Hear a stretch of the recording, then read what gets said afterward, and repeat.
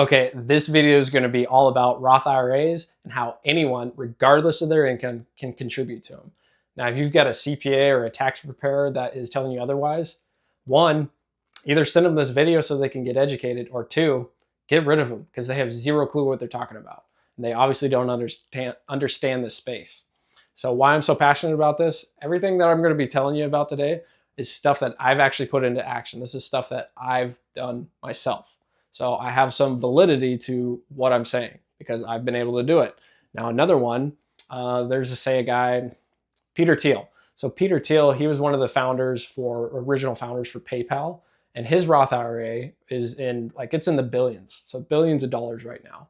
Now, one of the reasons he was able to achieve that was, one, he's really sharp in the tech industry and he was able to self-direct those accounts. But again, when he was contributing to those accounts, I can almost guarantee you he was over the income requirements to actually even put the initial contribution in.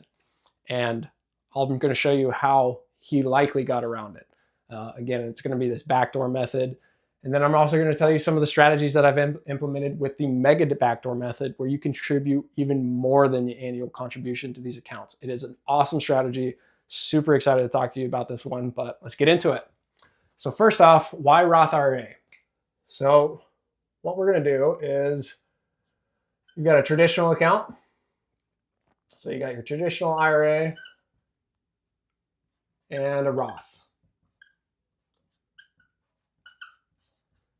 Now, what are the main differences between these? So one up here, your traditional, is you are contributing with, oh, got that wrong. You are contributing with pre-tax money. With a Roth IRA, this is post-tax. Now, what this means is if you're contributing pre-tax, then that is technically tax deductible income. So you can deduct that from your income when you're filing your taxes. So it hasn't been taxed on. So what this account looks like is, again, it goes in no tax, or let's see, we'll call this tax-free. At least tax-free initially. We got tax-free. Then the growth in that account is also tax-free.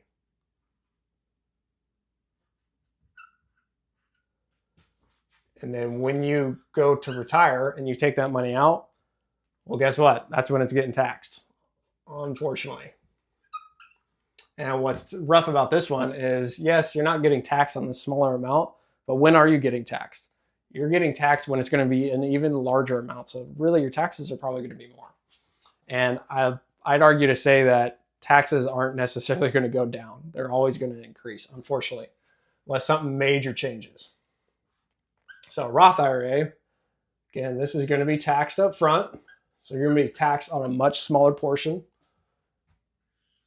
And we'll get into those contribution limits. And your growth is going to be the same thing. Tax-free. And then, this is the best part on the way out, it is also going to be tax-free, which is awesome. That's what's super powerful about these accounts, is you're going to take the tax initially, take that hit initially when maybe it's a smaller amount, maybe the taxes haven't increased to the levels at which whenever you're going to retire. And when you retire, that larger chunk is going to now be tax-free, the earnings on that. That's super powerful because within these accounts, especially if you're self-directing them, you can compound on the interest that you're earning on them. And you're going to have a pretty substantial nest egg at the end of this that you won't have to pay taxes on. So really cool. Now, as far as contributions to this, so the traditional, so it's going to be the same for each of these accounts. You either choose which account that you're going to put it in that year. So for 2024, and same for 2025, hasn't changed. You've got $7K annual contribution. This is if you are under 50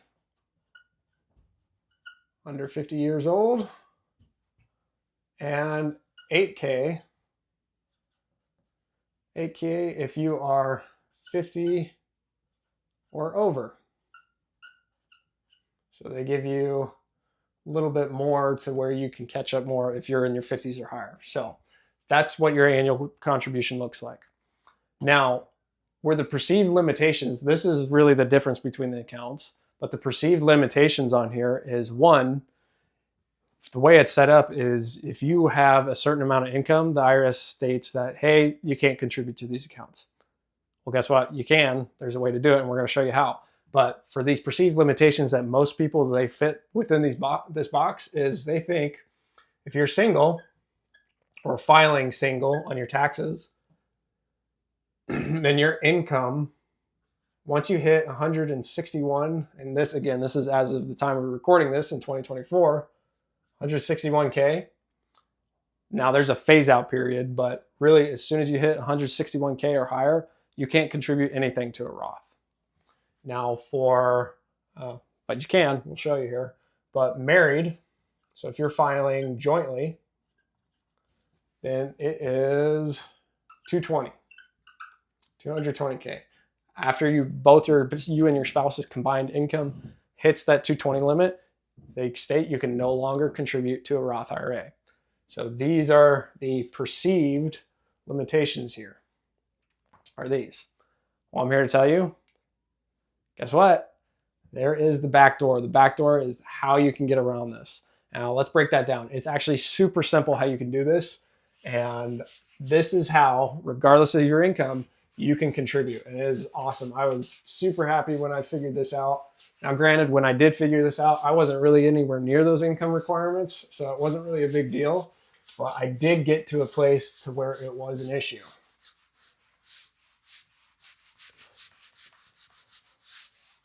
And this is super helpful knowledge. So backdoor. What does the backdoor look like? Really, you can break this down into 3 steps. 1, what you're going to do is you're going to contribute to your traditional IRA. So again, those perceived limitations, that's only for the Roth. So they don't apply for your traditional. So what you are going to do is you're going to still contribute to that traditional, but you are going to do what is called a non-deductible.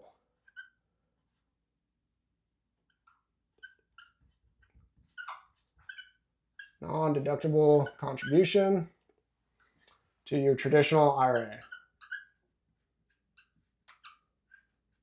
Now, remember that example up front is that's pre-tax money. So it was deductible going into your Roth. So when you go to file your taxes, you can deduct that from your income so you're at a lower income. Well, this is stating that, hey, don't deduct that. I'm not going to deduct this from my income when I file my taxes. So again, non-deductible contribution to your IRA. So straightforward there. Now 2, what you're going to do is when it is in this account, don't invest it. Don't invest. Instead, what you're going to do is it's going to sit as a cash value in there. And on day 2, just put D2, on day 2 of being in there, what you are going to do is you are going to then roll over to a Roth. Super simple. You just call up the custodian and say, hey, my cash value that is within this account, I want you to roll it over into my Roth IRA account. Boom, you're done. You just made a backdoor Roth contribution. And number 3, very important step here. How is the IRS going to be aware of that? Well, you've got to file what is called, so it's a form 5498. So when you go to file your taxes, make sure your accountant or tax preparer files a 5498 indicating that, hey, this contribution, it was indeed a non-deductible contribution. And you want to make sure they don't confuse this.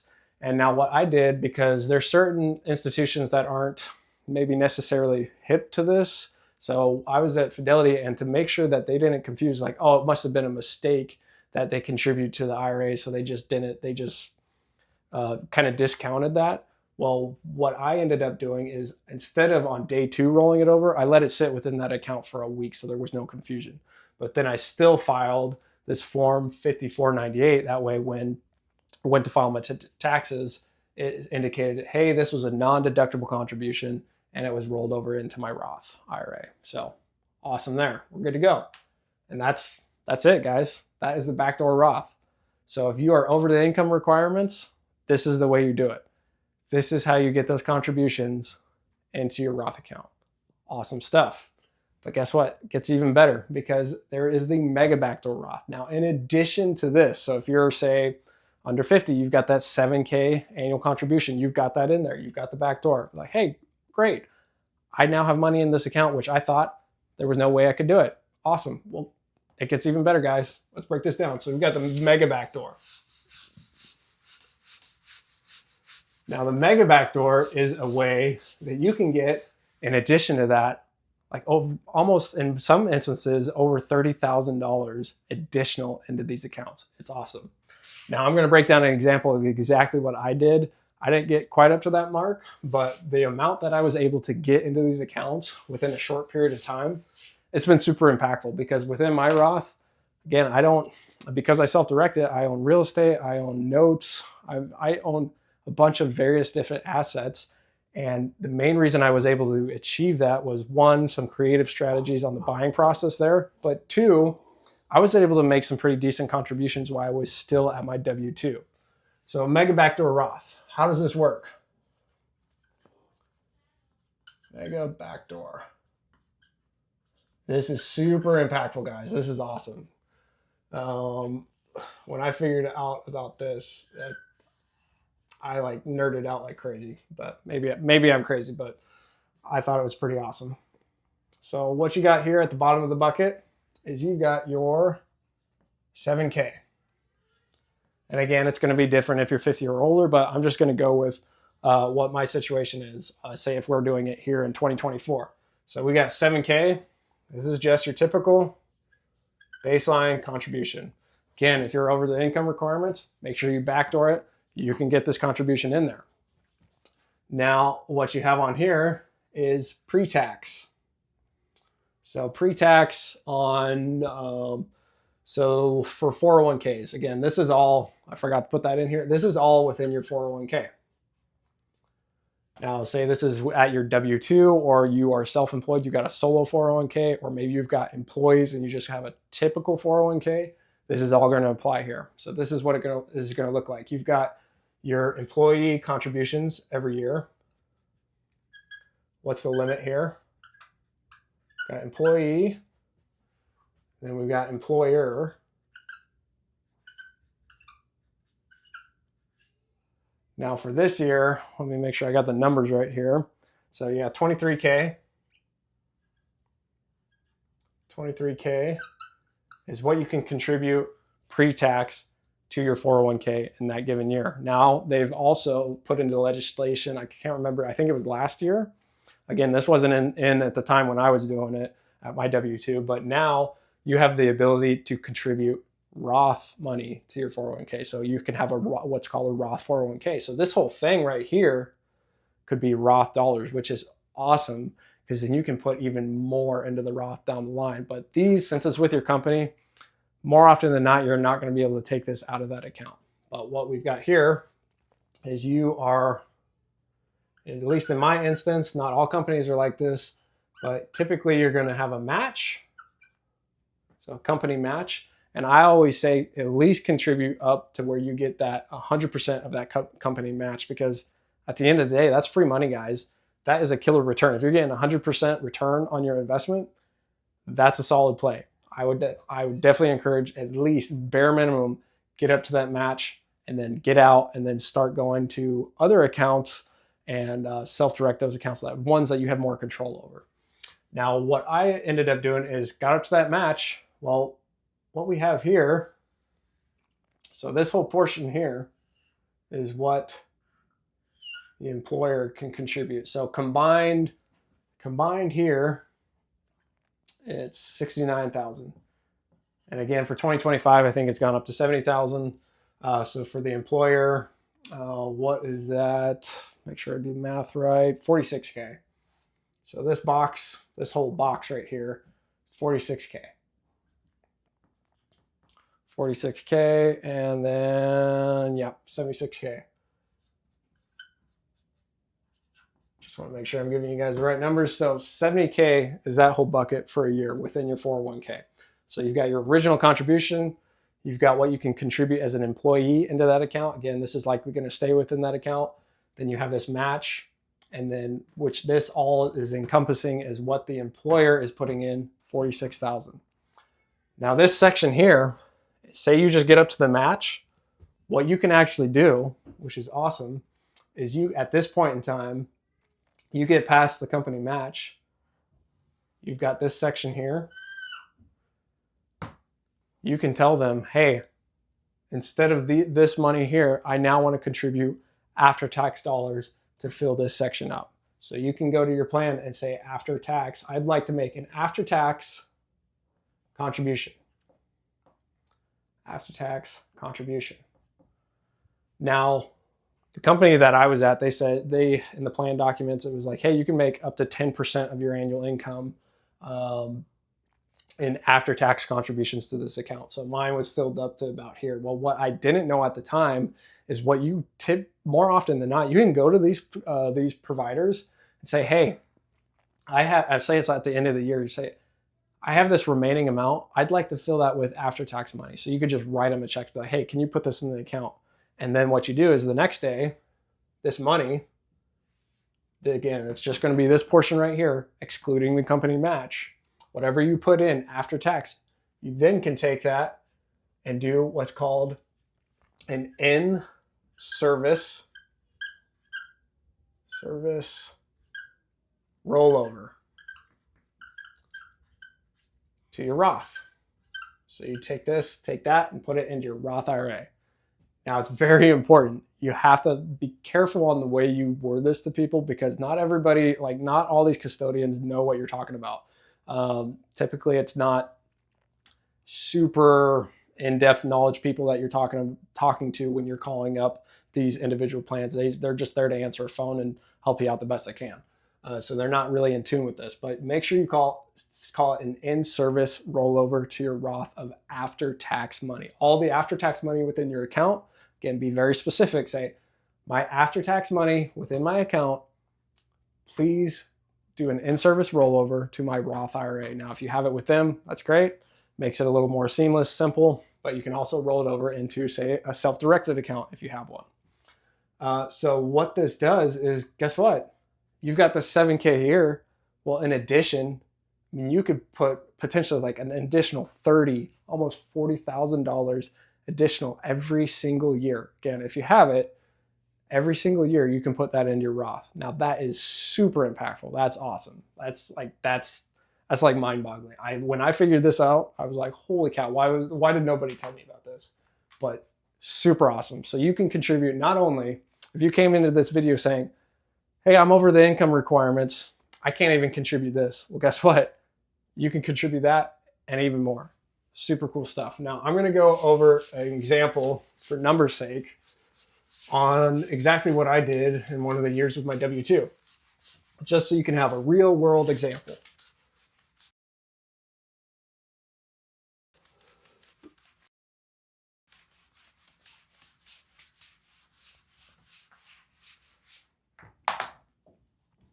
Get some water. Now I'm going to get the numbers here. So this was my W-2. And I'll call it, it was 2022. I think it was.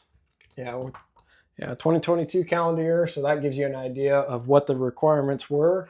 So this is that, again, that same bucket. And for the bucket at this point was 67,000. So 67K to fill it. Contribution was 6K. This employee contribution here was 20,500. Then again, had that match. And this portion, 40,000. 40,500. So what did I do? So of course, I did this portion here. So I had 6K. Now this portion here, what I ended up doing is I contributed, let's see, I pulled the numbers here to make sure I was accurate. So it was 12K. And this, again, this was just to get the match. So my match was coming in at about 8.5K. And then I contributed after tax an additional, it was like 22K right here. Now there was also some interest earnings on that, but what I did in my instance, so I didn't have to have that interest to worry about, because if you make interest on these after-tax contributions, you do have to pay taxes on those when you roll it over. It's nothing crazy, but I mean, if you made a few good investments in there, maybe it is a little crazy. In my case, I was just in a standard broad-based mutual fund. It wasn't anything crazy. But what I ended up doing is I would roll these over on a biannual basis. So the first half of the year, I get to say like June, July, excuse me.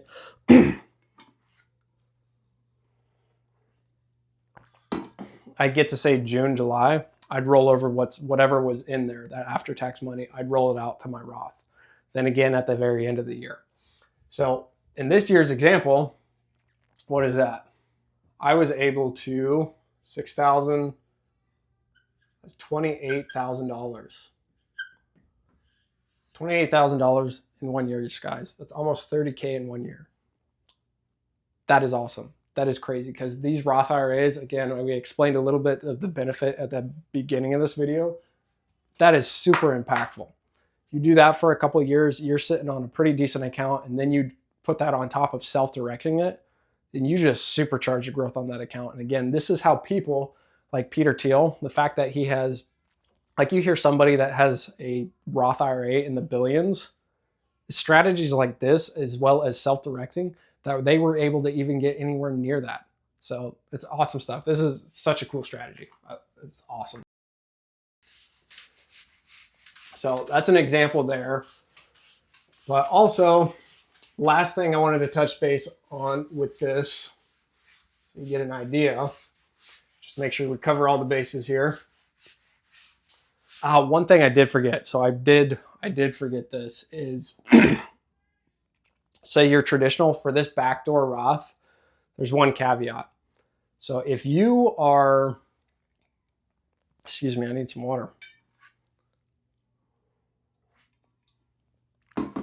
So the caveat to this is if you have a traditional account already existing, so outside of your employer, maybe it was an old employer that you were with, that it was that money's just kind of sitting on the sidelines, or maybe you're also contributing to a traditional IRA outside of your 401k, that has to be transferred before you can do this backdoor strategy. This one right here, it doesn't matter for the mega backdoor, it's null there, but the caveat for this one is if you already have those accounts existing, you do have to roll over those first. So that's just one minor caveat. Now, what you can do, it's a strategy. So Mark J. Kohler, he had mentioned this. It's called chunking.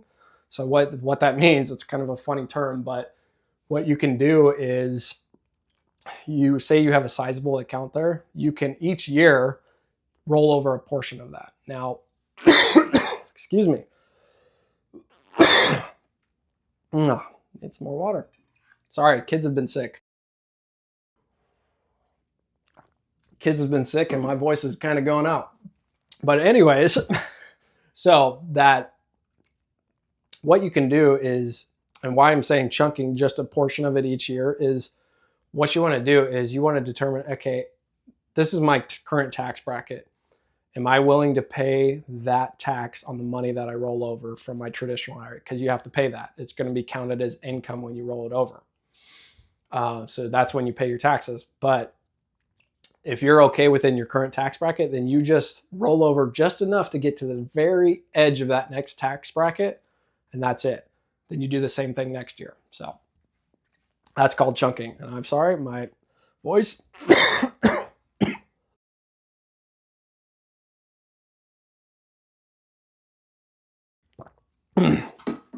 But that's chunking. That's chunking. Again, so as far as make sure we're covering all the bases, again, that was the caveat to the backdoor. For the mega backdoor, now I did want to mention, so if you're employed, self-employed, or both, now just a quick visual way to look at this. So you've got your income.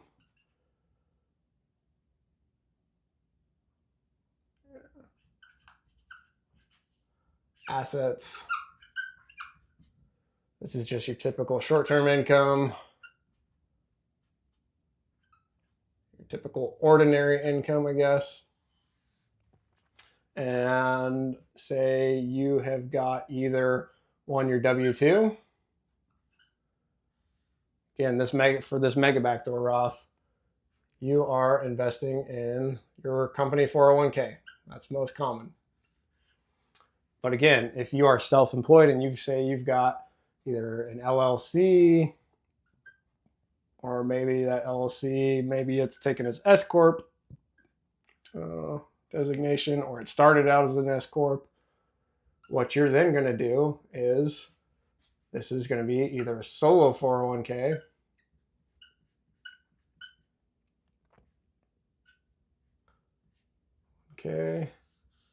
or it could even be just a traditional. If you have employees, it's not going to be a solo 401k. It could be just your typical 401k. Then you're going to have your 1040 tax filing here. And the RLT, so Revocable Living Trust. Again, this is the structure that I have set up. But so that S Corp, what you're going to do is say you've got yourself down here. Yay, happy. Well, he doesn't look very happy. But anyways, he's got his Roth. Just your typical contribution right there. You're going to do that. So again, 2024, this is 7K. And if you're having to do the backdoor method, then this is going to first go traditional IRA. Then you're going to roll it over to a Roth. Again, same here. But within this, what you can do is you can do either one or the other. Maybe you just have a W-2 and you're doing the backdoor Roth, again, exactly how I laid it out within this 401k. Well, you can do the same thing if you're self-employed. You can do that within your company plan. So it's one or the other, or guess what? You can do both. Now, this is super impactful. Now, you're still going to have those same overall limits for the year. That doesn't change regardless of how many accounts you have, of course. But maybe you're not making sufficient in your W-2 to fill that bucket up in this 401k, but maybe your side business that you maybe one day want to be your full-time business, maybe that's making enough to where you can fill up the remainder of that bucket here. So if you're able to do both, man, oh man, can you put a lot of money away in these retirement accounts. It's pretty crazy. So it's awesome, super awesome strategy. But yeah, hopefully that helps, at least from a visual representation. Hopefully this video was helpful for you, and hopefully this expanded your mind to the possibilities with these accounts. It's so awesome. Again, this is the end of this 7-unit series, and we're still going to have more content on this. But if you like this content, please like and subscribe the video, and we'll catch you on the next one. See ya.